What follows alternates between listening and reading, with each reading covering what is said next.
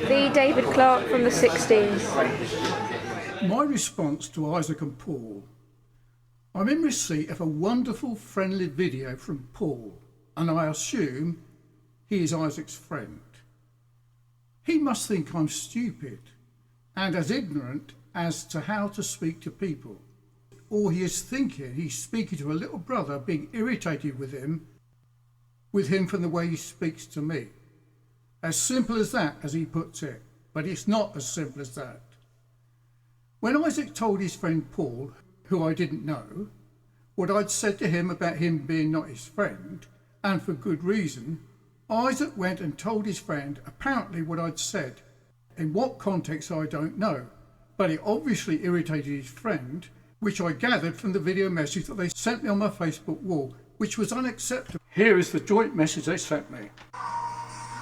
It would be odd to describe somebody that you spend almost all of your time with not like a friend, but just because you have different beliefs doesn't mean you can't be friends. It's as simple as that. You can respectfully disagree and enjoy each other's company 4 times a week. I hope you'll see it was not quite so straightforward. Isaac had informed me that his friend, no names were given, had threatened to hit him if he spoke to him about his need of salvation again. A response I'm familiar with from unbelievers who are not Christians, and the response I would expect Isaac to take would be to turn the other cheek and say no more. I had already told Isaac that at one time before I was a Christian, I would not have turned the other cheek at the way his friend addressed me and spoke to me in their joint video. In the case of Isaac, it was Isaac who told me that his friend had threatened him to hit him if he said any more about Jesus. Now I wonder if his friend would have got upset with him for reporting that matter to me. We call it squinnying. If I heard Paul say that to Isaac, it would be Paul who probably would have to turn the other cheek after I had hit him. I also told Isaac about my friend Malcolm Kirkham from Aylesbury, who's always telling me on the phone that my Christian beliefs are stupid, wrong, and it's all myths, and he mocks me when I talk to him about my beliefs. And we argue back and forth, but he never threatens to hit me if I said anything about Jesus, and that was probably because he considered me his friend. But he may put the phone down with impatience. I also told Isaac about Lawrence McRitchie, a friend of Ellie, how that he told me if I said to him one more time about his need of salvation, he would hit me. That was in his home.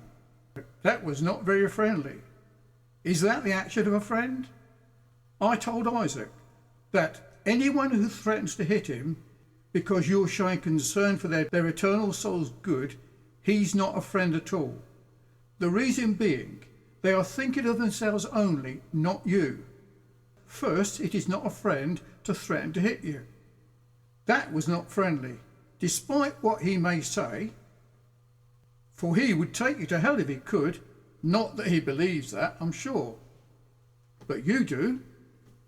The other matter was that I felt like Isaac was sowing discord between his friend and me.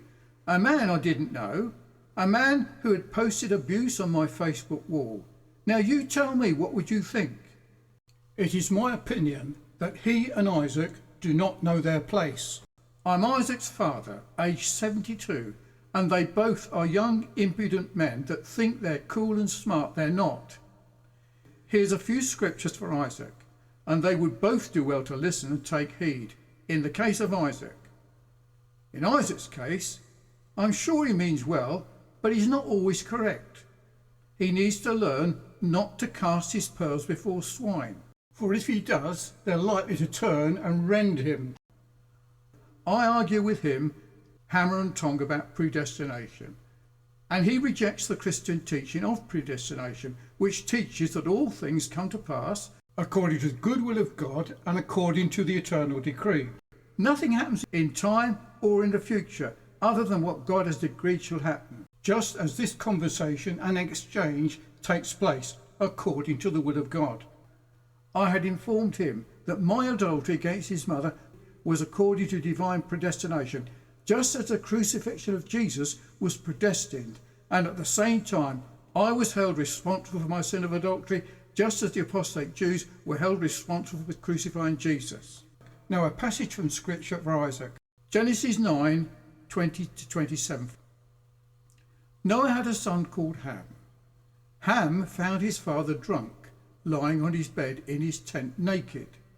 Now instead of Ham just covering up his father and saying no more about it, he went and told his brothers outside of the tent, seeking to expose their father's nakedness for further embarrassment.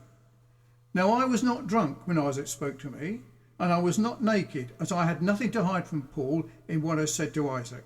Think about what that passage of Scripture means. Here's another proverb for Isaac. Proverbs 18:24. A man that has friends must show himself friendly, and there is a friend that sticketh closer than a brother, and Isaac should know who that friend is. Proverbs 17. He that covereth a transgression seeketh love, but he that repeateth a matter separateth very friends. Proverbs 16. A froward man soweth strife, and a whisperer separateth chief friends. Psalm 133. Behold, how good and pleasant it is for brethren to dwell together in unity. James 4. Adulterers and adulteresses, you know that the friendship of the world is enmity with God. Whosoever therefore will be a friend of the world is the enemy of God. John 15. Greater love hath no man than this, that a man lay down his life for his friends. So, in respect to all this, and in conclusion, I have sung a song for them both with this reply. And it's entitled, You Ain't Nothing But Hound Dogs.